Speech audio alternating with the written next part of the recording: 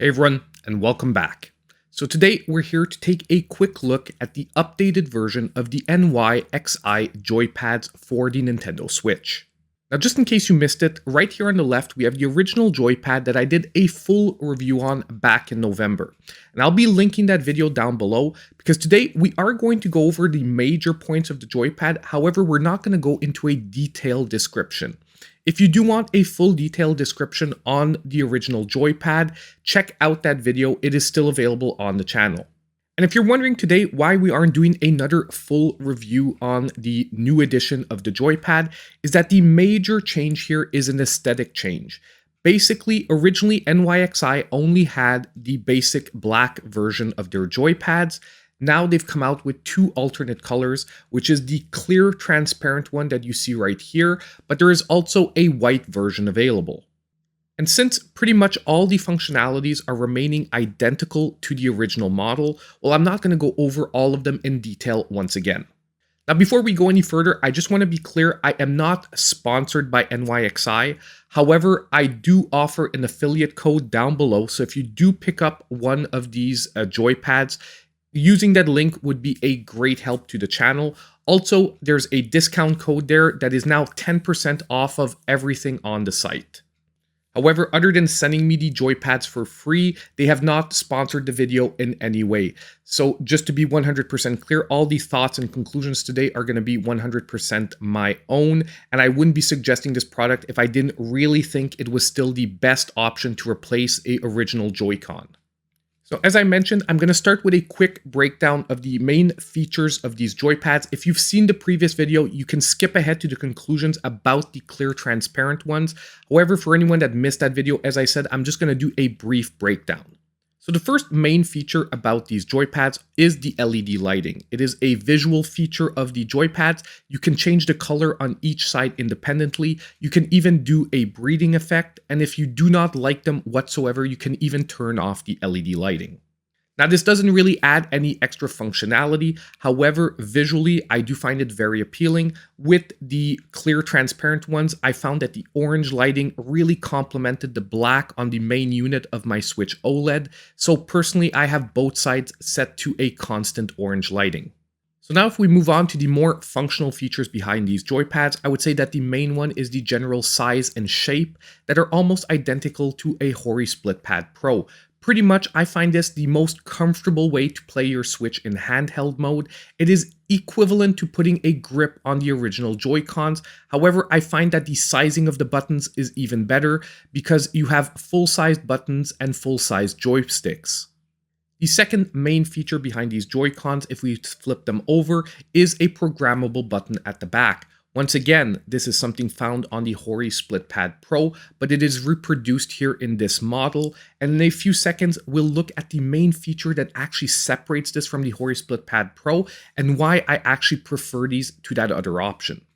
So now we get to it. So far, I've mentioned a couple of times the Hori SplitPad Pro. So you're probably wondering, why should I get these and not just a Hori SplitPad Pro?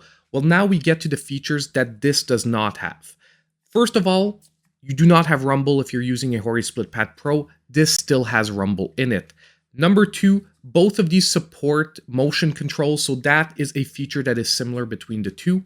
But the major issue is this only works when it's attached to your Switch. Basically, you lose the wireless option behind the Joy-Cons. However, these work wirelessly. And if you're wondering why you would need them wirelessly, that is for tabletop mode. Basically, as I said in the previous review, and I'm going to use the original one here, if you attach it to the central unit and you use your Nintendo Switch in tabletop mode, and especially now with the OLED that has such a better kickstand, it is something that happens to me frequently. This is extremely comfortable. It is not exactly like a Pro controller, but it is pretty darn close, as I said in the previous review. So basically, if you are carrying around your Nintendo Switch, the only extra accessory you need to have access to this in wireless mode is the central unit here. So basically, just by carrying this around, that can very easily fit in most Nintendo Switch cases, you have a full available either unit in handheld mode or in tabletop mode with almost, like I said, functionality that is very close to a Nintendo Switch Pro controller, even offering you the programmable buttons at the back. And just in case you're wondering, these do charge perfectly on the main Nintendo Switch unit. There is a USB-C plug underneath in case you do want to charge them separately, but you can charge them just from your main unit. I've actually never charged them myself separately. So that's pretty much it for a breakdown of the general functionalities of these joypads. Now we're going to really move on to a comparison between the original black ones and the new clear model that I received. So obviously, there aren't going to be a ton of differences between these two, but there are a couple of important points I would like to mention, and maybe one slight critique of the new model that if NYXI is listening, they could even bring it up an extra notch. So first of all, obviously, the aesthetics. One is clear, one is black. This, in my opinion, is a much more appealing visual model than the original black model, just because it didn't look like anything special other than having the LED lighting. However, it does come with a downside. The original black model had a texturized backing, making the comfort level of the original black model, I would say, a little bit higher, because the new original model does not have texturized backing. That is obviously a downside of wanting a clear, transparent case. You can't really put texturizing material with a clear case, or else you'll basically lose the transparency. Now, I do think this is an aesthetic choice. I think it was the right choice, because if you're going to go with a clear model and that's why you're buying, you're not going to want a half opaque backing on your controllers. However, it is something to note, because if you're the kind of player that has very sweaty hands and appreciates a texturized grip in the backing of your controller, if you do go with the clear model, unfortunately, it is not present. By the way, if you do go with the white alternative, that still has the texturized backing, which is why I said it was really an aesthetic choice to simply have a completely transparent joypad.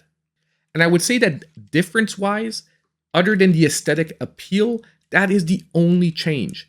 And I would even say that if someone is looking for a slightly more interesting model, they want to keep the backing on the texturized version, seriously think about the white version. Especially if you have a Nintendo Switch OLED and you found it a little disappointing to lose the originality of having the only white Joy-Cons, well, now we have a matching version in the white joypads here. However, personally, I've been using these for the past month, and I can say that although I do realize that they aren't texturized when I'm holding the joypads, still, for the extra aesthetic appeal, I've been using the clear transparent ones for the last month, and these will pretty much be the ones I'll be using on my main unit. This is basically now downgraded to my second Switch that is upstairs in the family room, which I'm still using the black ones. It's just that for my main Switch, the OLED, I am going with the visual appeal of the transparent ones.